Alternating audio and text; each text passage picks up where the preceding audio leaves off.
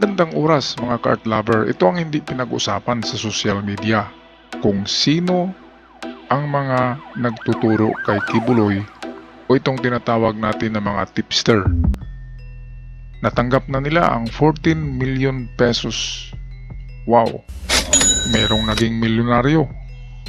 Hindi lang isang tao ito sigurado o pwedeng isang tao lang din ito. Akalain mo 14 million pesos yan. Kaya kahit best friend mo ay pwedeng ituro ka, kahit girlfriend niya, kahit yung magandang girlfriend niya, o kahit yung isa sa kanyang mga trusted na inner circle pastoral, ay pwedeng ituro siya dahil sa 14 million pesos na yan. Kaya hindi natin alam na yung isa na kasama doon ni Kibuloy, di ba? Meron siyang driver doon, baka naman, di ba? Hindi natin alam kasi ang demonyo ay pumapasok sa mga utak ng mga tao. At kung ang utak mo ay bukas, papasukin niya ng demonyo. Kaya hindi tayo nagtuturo. Pero sinabi ni Jean Fajardo, ang spokeswoman ng PNP, na galing talaga sa loob ng KOGC. Ibig sabihin sa loob, pwedeng sa mga pastorals yan. Pwedeng mayroong isa dyan na galit kay Kibuloy o naagrabyado. At itinuro siya. Ngayon, milyonaryo siya dahil sa 14 million pesos na bounty reward kay Pastor Kibuloy. Narito ang ulat atin balikan. Courtesy sa atin ng UNTV.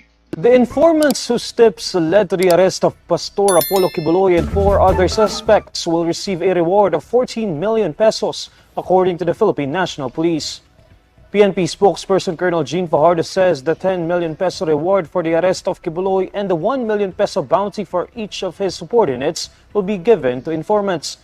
Asked if the informants are inside the kingdom of Jesus Christ, Fajardo says she can confirm this information. Ayan, sinabi. Inside, galing sa KOGC, sa loob mismo. Kaya nga, hindi umalis ang mga doon eh. Binabantayan talaga nila kasi alam nila na mayroong naghuhudas na isa sa mga membro at tinuturo talaga, tumbok na tumbok eh. Kaya pala ganun na lamang ang parang aso itong si General Torre na talagang nangagat na. Parang bulldog eh. Alam niya na nandyan kasi palaging kausap niya yung bounty hunter, yung nasa loob mismo ng KOGC. Kasama yan ni Kibuloy mismo doon sa tunnel, ang isa na yan. Kasi alam ni Torre kung saan eh. Sinusundan talaga nila, alam nila kung saan. Kaya nga sigurado sila kasi kasama ni Kibuloy mismo sa 4 na yon o pang-5 yung driver, nakasama niya sa ilalim ng kanyang bunker, ay isa doon talaga ang tipster. Yan, sigurado yan. Kasi kung hindi kasama ni Kibuloy, kung taga-labas lang na membro, ay hindi niya alam mismo kung saan banda sa tunnel kasi napakaraming tunnel doon sa basement eh. Nakita naman natin na yung mga electrical wirings doon ay merong mga tunnel na dinadaanan. Di ba kaya common sense na yung nagturo talaga kay Kibuloy ay mismo kasama niya. It's either isa sa 4 na babae or doon sa driver. Yan lang, yan 5 na yan ang nagtuturo. Basta't kasama niya. O kung hindi kasama, yung palaging kausap niya sa cellphone.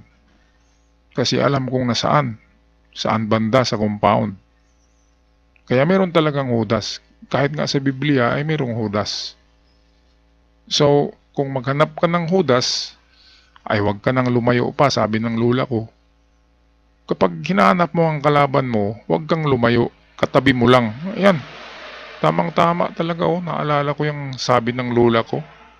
Kung maghanap ka raw ng kalaban mo, huwag kang pumunta sa malayo, katabi mo lamang. So, ibig sabihin, ang kaibigan mo ang naghudas sa'yo.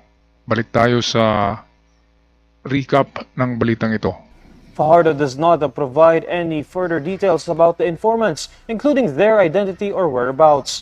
Interior Secretary Benhur Abalos announced in July that certain friends who wish to remain anonymous offered the reward for information that would lead to the arrest of Kibuloy and the others.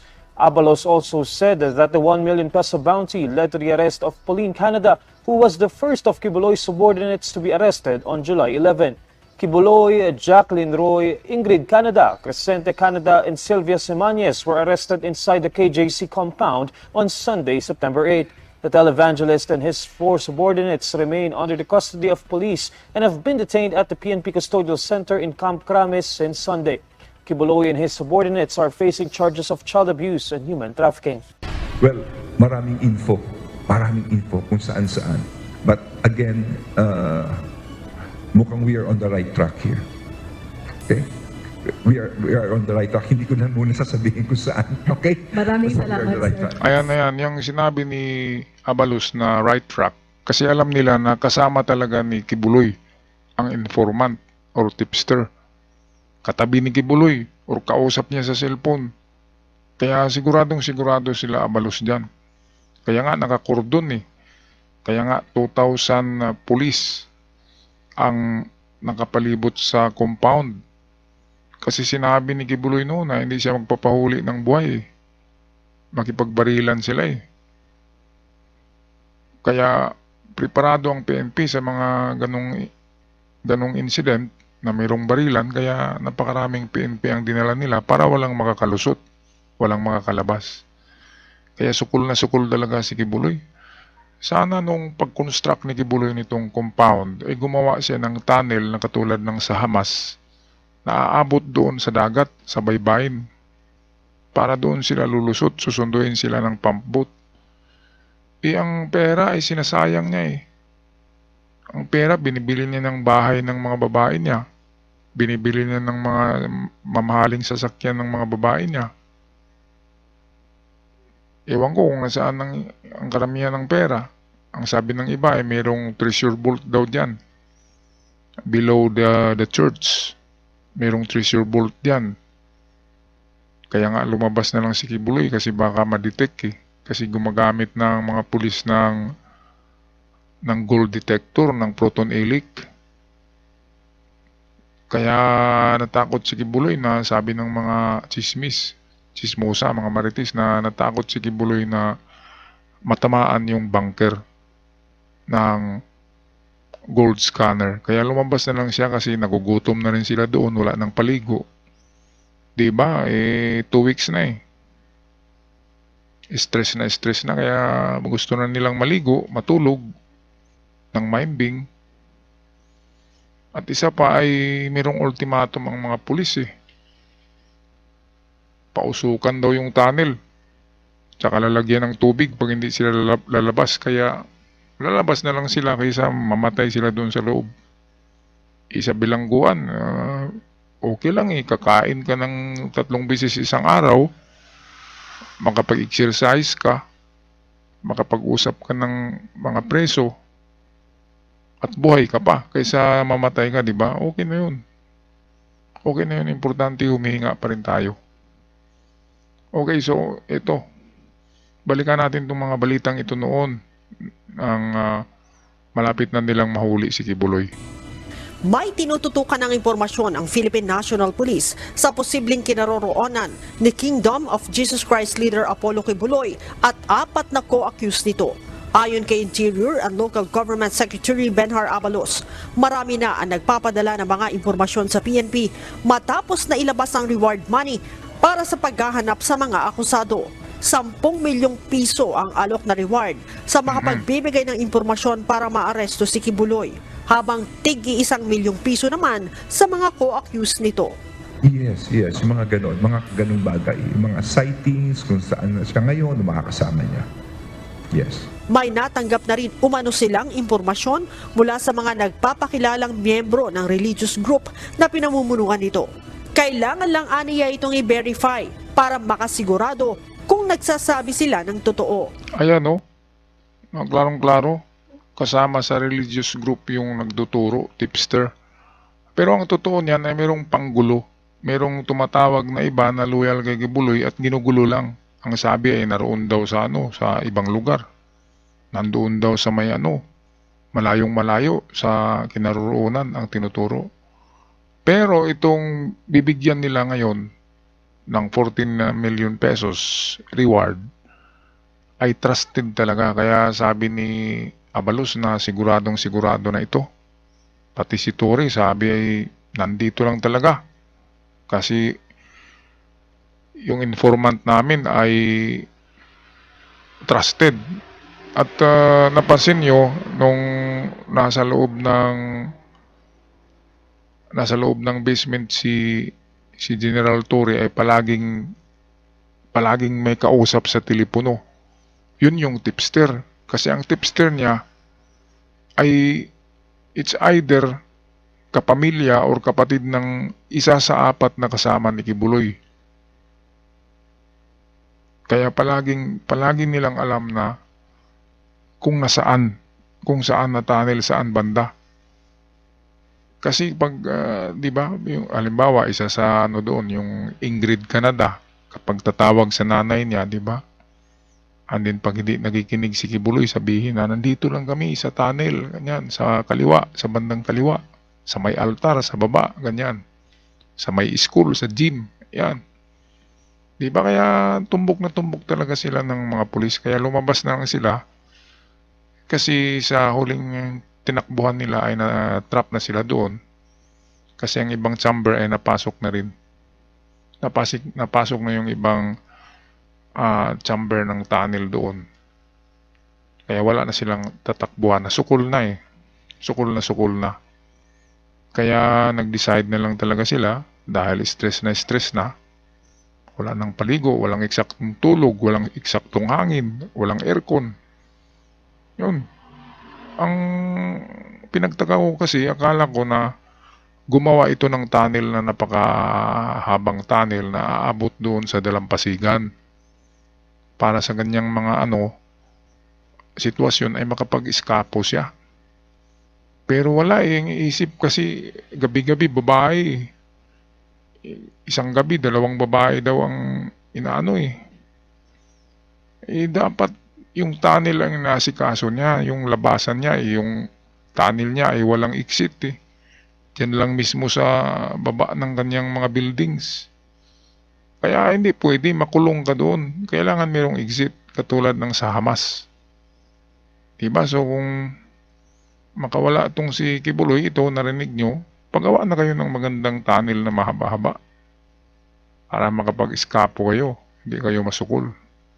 Okay, malapit nang matapos ito. Tapusin natin itong recap news natin ngayon.